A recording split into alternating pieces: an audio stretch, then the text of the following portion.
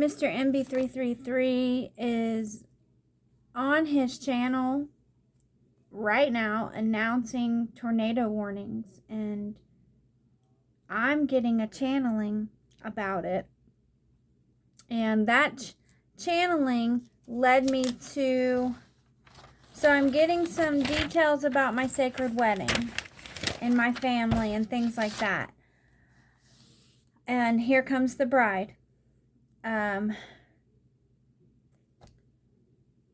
Signs that we're ready for sacred union. And then other signs. So I had a dream recently, and then I saw some stuff in some videos and songs, and even in a movie today, that led me to St. Louis. He kept talking about Louis. My cousin Luciana, he was stressing the name Luciana or Luciana to me. And so I finally snapped it all together once MB333 came through saying he's got tornado warnings in Arizona. Big deal. Very rare tornado happenings. He said he had 3 Puddles in his yard all day, so I had references to Puddles. Puddles is a clown. He sings songs on YouTube. That always reminds me of my cousin. So I'm like, okay, so he's talking about Indiana, Kentucky, Virginia, and those areas. That's what the Lord is talking about. And he's given me this saint to go and do a study on. And he is the saint of wisdom and justice. Travis Belote, and I'm an ecologist. Did you know that only 14% of U.S. land is protected from large-scale development? The few islands of protected land that remain are vital for the survival of animals and plants, and so is being able to travel safely from one of those wild islands to another. But there's a problem. A lot of the best routes for wildlife are blocked by human development, like roads and... This is J. Stephen Roberts of Real Crusades History. I'm about to release 2 big videos, as many of you know. First of all, a video about the Battle of Vienna, which is almost done. It's coming along nicely. I'm very proud of it. Secondly, a concise overview of the 7th Crusade, which will be along quickly after the Vienna video. In anticipation, I've decided to do a little spontaneous video about St. Louis IX, King of France, and leader of the 7th Crusade. Now, St. Louis did not achieve any great crusading victories like Richard the Lionheart, Godfrey of Bouillon, or Fernando III of Castile, but he was an undeniably good and just king. We can admire him for that. There's something to be said for attempting a noble cause, even if it doesn't turn out to succeed in the end. Truly, Louis stands out as a shining beacon of virtue in French history. To take a look at St. Louis, let's turn to a man who knew him well, his knight and friend, Jean of Joinville. This is from Joinville's biography of St. Louis. In the midst of attending to the affairs of his realm, King Louis so arranged his day that he had time to hear the hours sung by a full choir and a requiem mass without music. In addition, if it was convenient, he would hear low mass for the day, or high mass on saints' days.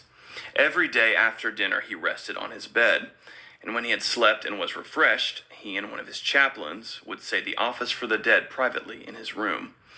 Later in the day he attended vespers and compline at night. In dealing with each day's business, the king's usual plan was to send for John de Nesle, the good Count of Soissons, and the rest of us, as soon as we had heard Mass, and tell us to go and hear the pleadings at the gate of the city, which is now called the Gate of Requests. After he had returned from church, the king would send for us, and sitting at the foot of his bed, would make us all sit round him, and ask us if there were any cases that could not be settled except by his personal intervention. After we had told him which they were, he would send for the interested parties and ask them, "Why did you not accept what our people offer?" "Your Majesty," they would reply, "because they offer us too little." Then he would say, "You would do well to accept whatever they are willing to give you." Our saintly king would thus do his utmost to bring them round to a right and reasonable way of thinking. In summer, after hearing Mass, the king often went to the wood of Vincennes, where he would sit down with his back against an oak and make us all sit round him.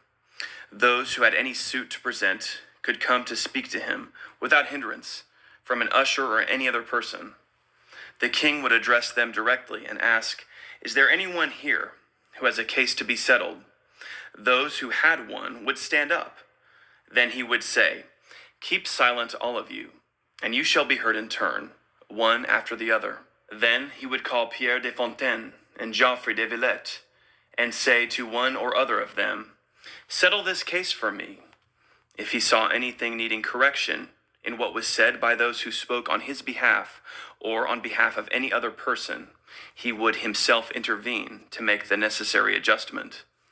I have sometimes seen him, in summer, go to administer justice to his people in the public gardens in Paris, dressed in a plain woolen tunic, a sleeveless surcoat of linsey woolsey, and a black taffeta cape round his shoulders, with his hair neatly combed, but no cap to cover it, and only a hat of white peacock's feathers on his head. He would have a carpet laid down so that we might sit round him, while all those who had any case to bring before him stood round about. Then he would pass judgment on each case, as I have told you he often used to do in the wood of Vincennes.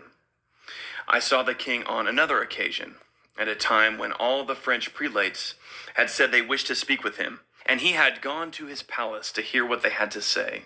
Bishop Guy of Auxerre, the son of William of Mello, was among those present, and he addressed the king on behalf of all the prelates.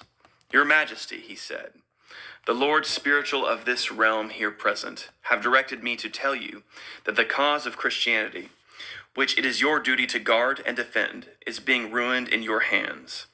On hearing these words, the king crossed himself and said, "Pray tell me how that may be."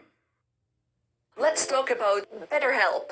If you ever feel anxious, depressed, stressed, overwhelmed by the world being very much on details section of the video for us. And so the Navajo grandfather, which is found here on YouTube, covers a lot about the turquoise.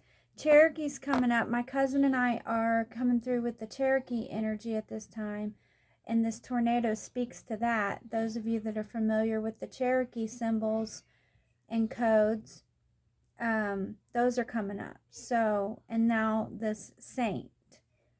So that leads me into a study. I would say this is huge signs and wonders, and probably some major Q codes in here. So I have, and I'll also share a link, and we'll go see what Puddles has been doing. Puddles the clown, he sings, and I'll post that in the details of this video too. So that's an spontaneous energy report that I'm working on right now, that I'm getting. So the dream, I've been having a lot more dreams lately. I had a dream. It was very disturbing. I didn't like it. But it was, seemingly it was about this weather that we're getting now.